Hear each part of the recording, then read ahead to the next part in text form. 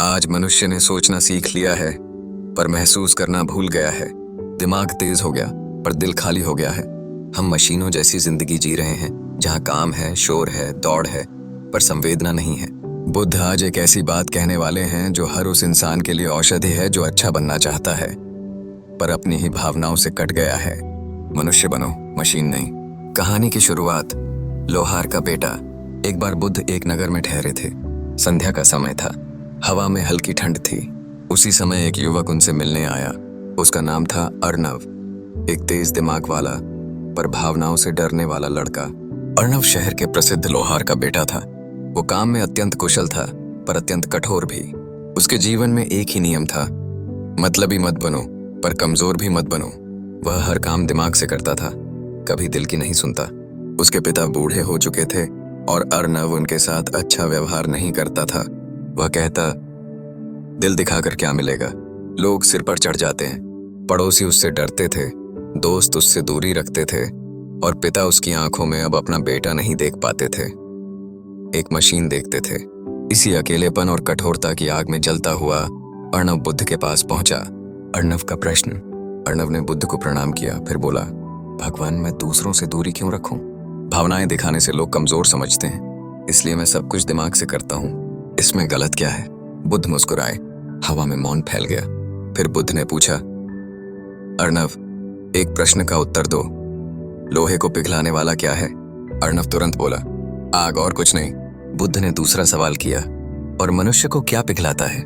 इस प्रश्न पर अर्णव चुप हो गया। बुद्ध बोले, जब मनुष्य आग से लोहे को नरम कर सकता है, तो प्यार, करुणा और भावनाएं क्यों किसी मनुष्य को नरम नहीं कर सकती?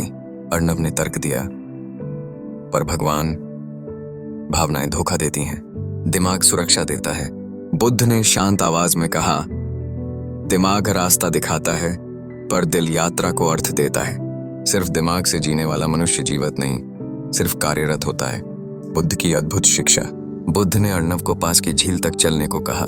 दोनों चुपचाप वहां पहुंचे। झील बिल्कुल स्थिर थी। पानी में आकाश का प्रतिबिंब साफ दिख रहा था। बुद्ध ने कहा, झील की तरह मन भी होता है। भावनाएं आने दो, पर उन्हें पकड़े मत रखो। फिर बुद्ध ने झील में एक कंकड़ फेंका। लहरें चारों दिशाओं में फैल गईं। वे बोले, देखो अर्णव, लहरें आकर शांत हो जाती हैं। भावनाएं भी वैसी ही हैं। उन्हें रोकोगे तो मन अशांत रहेगा, उन्हें महसूस करोगे तो मन स्थिर हो जाएगा। अर्णव बोले, पर मैं अपने पिता से प्यार कैसे दिखाऊं? मैं अंदर से डर जाता हूं। बुद्ध ने उसे देखा। जो आदमी भावनाओं से भागता है, वह दूसरों से नहीं, स्वयं से डरता है। दिल की शक्ति तुम्हें टूटने नहीं देती, बल्कि जोड़ती है। दिमाग तुम्हें सफल बनाता है, पर दिल तुम्हें मनुष्य बनाता है। प्राचीन उदाहरण। बुद्ध ने एक और कथा सुनाई। एक बार एक राजा के पास एक मशीन थी, जो बिना थके, बिना रुके दिन रात काम करती थी। लोग उसकी प्रशंसा करते थे, पर राजा दुखी था, क्योंकि मशीन उससे प्यार नहीं कर सकती थी। वह केवल आदेश मानती थी, महसूस नहीं करती थी। राजा ने कहा, शायद यही मशीन मेरी तरह खुश नहीं है। अर्णव, यदि मनुष्य महसूस करना बंद कर दे, तो वह भी उसी मशीन की तरह बन जाता है। अर्णव का परिवर्तन। रात को अर्णव अपने घर लौटा। उसने देखा, उसके बूढ़े पिता दरवाजे पर बैठे थे। हाथों पर चोट के निशान थे। पहली बार अर्णव को अपने ही कठोर शब्दों की गूंज सुनाई दी। उसके अंदर कुछ टूट गया। वह उनके पास बैठा और पहली बार बिना दिमाग से दिल से बोला, पिताजी, क्या आपको दर्द होता है? पिता की आंखें भर आईं। वे बोले, जब बेटा पूछे तब दर्द कहाँ रहता है? अर्णव रो पड़ा। सालों से जमा नफरत और कठोरता पिघल गई। अगले दिन वह बुद्ध के पास गया। बोला, भगवान, कल रात मैं जिंदा था, पहली बार जिंदा महसूस किया। क्या यही भावनाएं हैं? बुद्ध मुस्कुराए। हाँ अर्णव, जो महसूस करता है वही जीता है। बुद्ध का अंतिम सार। बुद्ध ने अंतिम शिक्षा दी। मनुष्य की पहचान उसके काम से नहीं, उसके हृदय से होती है। जो दिल की आवाज सुनता है, वह दुनिया को नहीं, खुद को जीतता है। दिमाग कहता है, सुरक्षित रहो। दिल कहता है, इंसान बनो।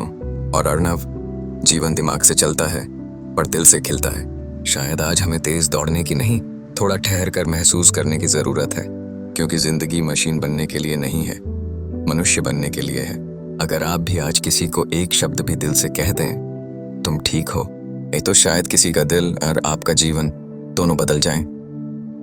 अगर ऐसी बुद्ध कथाएं आपके मन को छूती हैं, आपको कुछ नया सोचने पर मजबूर करती हैं, तो अभी चैनल को सब्सक्राइब कर लें, क्योंकि अगले 30 दिनों तक हर सुबह आपकी चेतना को बदल देने वाली एक नई बुद्ध कथा आ रही है।